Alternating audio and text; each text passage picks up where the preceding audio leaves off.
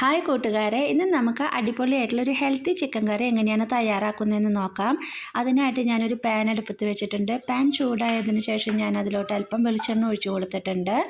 വെളിച്ചെണ്ണയൊക്കെ നന്നായി ചൂടായി വന്നതിന് ശേഷം ഞാൻ അതിലോട്ട് ഒരു വലിയ സബോളയും അതുപോലെ തന്നെ ഒരു ഹാഫ് പീസ് സബോളയാണുള്ളത്. അത് ചെറിയ പീസുകളായിട്ട് കട്ട് ചെയ്തിട്ട് ഞാൻ അതിലോട്ട് നീളത്തിൽ അരിഞ്ഞ് ചേർത്ത് കൊടുത്തിട്ടുണ്ട്. ഇനി നമുക്ക് ആ സബോള നന്നായി ഒന്ന് നമുക്ക് വഴറ്റിയെടുക്കാം. അത് ഈസി ആയിട്ട് വഴന്ന് വരുന്നതിന് വേണ്ടി ഞാൻ കുറച്ച് നേരം ഒന്ന് മൂടി വെച്ചിട്ടുണ്ട്. ഇനി നമുക്കത് തുറന്നൊന്നുകൂടി ഇളക്കി കൊടുക്കുക. അതിനുശേഷം നമുക്ക് അതിലോട്ട് ആവശ്യമായിട്ടുള്ള ഇഞ്ചി, പച്ചമുളക്, അതുപോലെ വെളുത്തുള്ളി, കറിവേപ്പിലയൊക്കെ നമുക്ക് ചതച്ചിട്ട് അതിലോട്ട് ചേർത്ത് കൊടുക്കാം. ഞാൻ 2 പച്ചമുളക്, അതുപോലെ തന്നെ ഒരു 3-4 അല്ലി വെളുത്തുള്ളി, കുറച്ച് കറിവേപ്പിലയും ചെറിയൊരു പീസ് ഇഞ്ചിയും ചേർത്ത് കൊടുത്തു. അതുപോലെ ഒരു ഹാഫ് ടീസ്പൂൺ മഞ്ഞൾപ്പൊടി, 2 ടീസ്പൂൺ മല്ലിപ്പൊടി, 1 ടീസ്പൂണോളം മുളക് പൊടിയും, അതുപോലെ തന്നെ ഒരു ഹാഫ് ടീസ്പൂണോളം ഗരം മസാല ഞാൻ ഇതിലോട്ടിപ്പോൾ ഇട്ട് കൊടുത്തിട്ടുണ്ട്.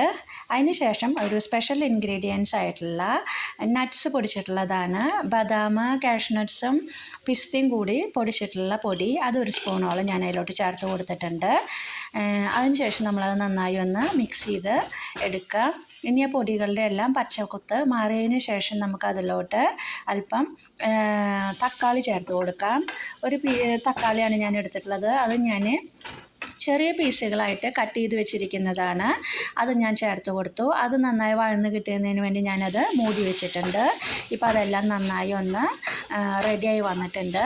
ഇനി നമുക്ക് ഇതിലോട്ട് മാരിനേറ്റ് ചെയ്ത് വെച്ചിരിക്കുന്ന ചിക്കൻ ഈ സമയത്ത് ചേർത്ത് കൊടുക്കാം. അല്പം ഉപ്പും മഞ്ഞൾപ്പൊടിയും മുളക് പൊടിയും ഗരം മസാലയും ചേർത്ത് വെച്ചിട്ടുള്ള മാരിനേറ്റ് ചെയ്ത് വെച്ചിട്ടുള്ള ചിക്കൻ പീസുകളാണ്. അത് ഞാൻ ഇതിലോട്ട് ചേർത്ത് കൊടുത്തിട്ടുണ്ട്. ഇനി നന്നായി ഒന്ന് മിക്സ് ചെയ്തെടുക്കുക. അതിന് ശേഷം നമുക്കതൊന്ന് അടച്ച് വെച്ച് വേവിച്ചെടുക്കാം. അപ്പോൾ അത് നാട്ടിൽ കിട്ടുന്ന ചിക്കൻ പോലെയല്ല, ഇവിടെയുള്ളതൊക്കെ നമുക്ക് പെട്ടെന്ന് തന്നെ വെന്ത് കിട്ടും.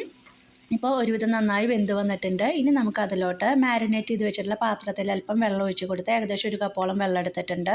അത് ഞാൻ ഒഴിച്ച് കൊടുത്തു. അത് ഞാൻ ചിക്കനിലോട്ട് ഒഴിച്ച് മിക്സ് ചെയ്ത് വെച്ചു. ഇനി നമുക്കത് അല്പം നേരം മൂടി വെച്ച് വേവിച്ചെടുക്കാം. ഇത്രയേ ഉള്ളൂ നമ്മുടെ അടിപൊളിയായിട്ടുള്ള ഹെൽത്തി ആയിട്ടുള്ള ചിക്കൻ കറിയുടെ റെസിപ്പി എന്ന് പറയുന്നത്. ഇപ്പോൾ അതാ ചിക്കനൊക്കെ നന്നായി വെന്ത് റെഡിയായി വന്നിട്ടുണ്ട്. ഇനി നമുക്കിതിലോട്ട് ചേർത്ത് കൊടുക്കാനായിട്ടുള്ളത് കുറച്ച് മല്ലിയിലയാണ്. മല്ലിയില ഞാൻ ചെറിയ പീസുകളായിട്ട് കട്ട് ചെയ്തിട്ട് ഒരു പിടി എടുത്തിട്ടുണ്ടായിരുന്നു.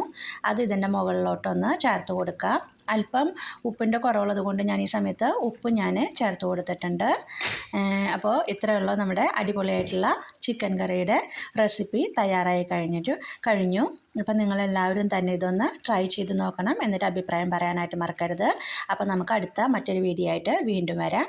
അതുവരേക്കും നന്ദി, നമസ്കാരം.